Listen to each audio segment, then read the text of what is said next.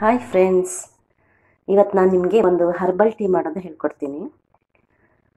ಈ ಇಂದಿನ ಪರಿಸ್ಥಿತಿಗೆ ಅದು ತುಂಬ ಉಪಯುಕ್ತ ಅಂತ ಅಂದ್ಕೊಳ್ತಿದ್ದೀನಿ. ಯಾಕಂದರೆ ಈ ಹರ್ಬಲ್ ಟೀ ಕುಡಿಯೋದ್ರಿಂದ ನೆಗಡಿ, ಕೆಮ್ಮು, ಶೀತ ಇದು ಕಡಿಮೆ ಆಗುತ್ತೆ. ಮತ್ತು ಈಗ ಕೋವಿಡ್ ಇರೋದ್ರಿಂದ ಗಂಟ್ಲು ಕೆರೆತ, ಜ್ವರ ಇದೆಲ್ಲ ತಡೆಗಟ್ಬೋದು. ಗಂಟ್ಲಲ್ಲಿರೋ ವೈರಸ್ನ ಮತ್ತು ಶ್ವಾಸಕೋಶಕ್ಕೆ ಹೋಗದೇ ಇರೋಂಗೆ ತಡೆಗಟ್ಬೋದು ಇದು ಕುಡಿಯೋದ್ರಿಂದ.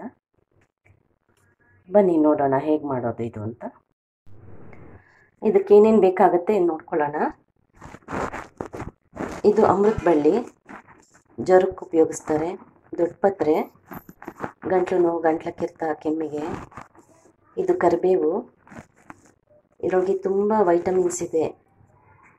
Vitamin C, vitamin B, E ಮತ್ತು ಕ್ಯಾಲ್ಶಿಯಂ ಇದೆ. ಇದು ತುಳಸಿ, ಇದು ಇಮ್ಯುನಿಟಿ ಪವರ್ ಬರುತ್ತೆ ಒಂದು, ಮತ್ತು ಶೀತ ಕೆಮ್ಮಿಗೆ ಉಪಯೋಗ ಮಾಡ್ತಾರೆ. ಇದು ಬ್ರಾಹ್ಮಿ, ಇದ್ರೆ ಹಾಕ್ಕೋಬೋದು ಬೆಳೆದಿದ್ರೆ. ಇದು ಮೆಮೊರಿ ಪವರು ಕೊಡುತ್ತೆ ಮತ್ತು ಅಲರ್ಜಿನೂ ಕಡಿಮೆ ಮಾಡುತ್ತೆ.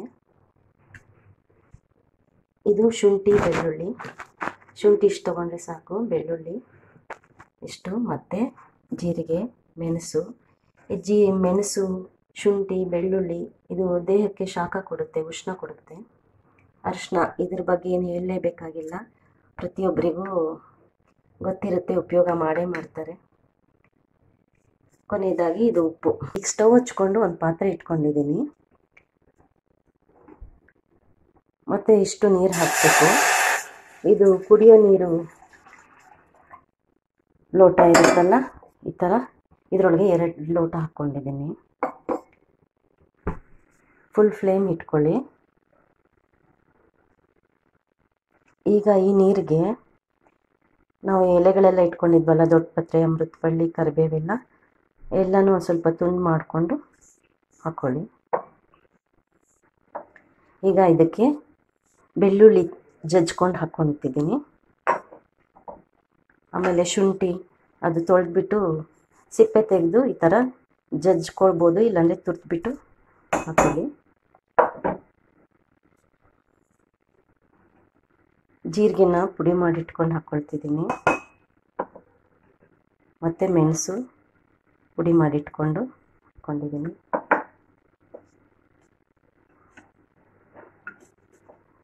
ಸ್ವಲ್ಪ ಅರಿಶಿನ ಹಾಕ್ತಿದ್ದೀನಿ.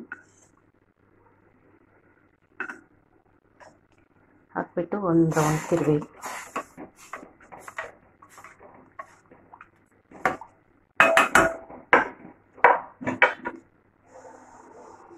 ಈಗ ಇದು ಚೆನ್ನಾಗಿ ಕುದಿಬೇಕು. ನೋಡಿ ಕುದೀತಾ ಇದೆ. ಇದಕ್ಕೆ ಒಂದು ಸ್ವಲ್ಪ ಧನಿಯಾ ಪುಡಿ, ಒಂದು 2-3 ಚಿಟಿಕೆಯಷ್ಟು. ನಾನು ಇಂಗ್ರೀಡಿಯೆಂಟ್ಸಲ್ಲಿ ತೋರಿಸಿಲ್ಲ, ಬಿಟ್ಟು ಹೋಗಿತ್ತು. ಕೊತ್ತಂಬರಿ ಸೊಪ್ಪು ಮತ್ತು ಧನಿಯಾ ಪೌಡ್ರು ಎರಡನ್ನೂ ಹಾಕ್ತಿದ್ದೆ ನಾನು. ಕಲ್ಲುಪ್ಪು ಹಾಕಿದ್ರೆ ಒಳ್ಳೆಯದು.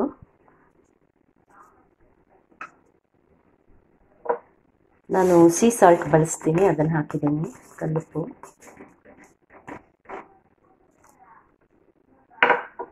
ನೋಡಿ ಕುದೀತಾ ಇದೆ. ಇನ್ನೊಂದು 2-3 ನಿಮಿಷ ಕುದಿದ್ರೆ ಸಾಕಾಗತ್ತೆ. ಫ್ಲೇಮ್ ಕಡಿಮೆ ಮಾಡ್ಕೊಳ್ಳೋಣ. ನೋಡಿ ಈಗ ಇದಾಗಿದೆ, ಆಫ್ ಮಾಡ್ಕೊಳ್ಳೋಣ ಸ್ಟೌವು. ಹೇಗಪ್ಪ ಗೊತ್ತಾಗುತ್ತೆ ನಮಗೆ 2 ಲೋಟದಿಂದ 1 ಲೋಟಕ್ಕೆ ಇಳಿಯೋಷ್ಟು ಅಂತಂದರೆ, ಒಂದು ಟಿಪ್ ಇಲ್ಲಿದೆ ನೋಡಿ. ಇಲ್ಲಿ ಮಾರ್ಕ್ ಇದೆ, ನಾವು ಕುದಿಸೋಕ್ಕಿಟ್ಟಾಗ ಹಾಕಿದ್ದು. ಅಲ್ಲಿಂದ ಇಲ್ಲಿವರೆಗೂ ಕಡಿಮೆ ಆಗಿದೆ, ಕುದಿ ಬಂದು. ಹಾಕಿ ತಿಳ್ಕೊಬೋದು. ಈಗ ಇದನ್ನು ಶೋಧಿಸ್ಕೊಳ್ಳೋಣ.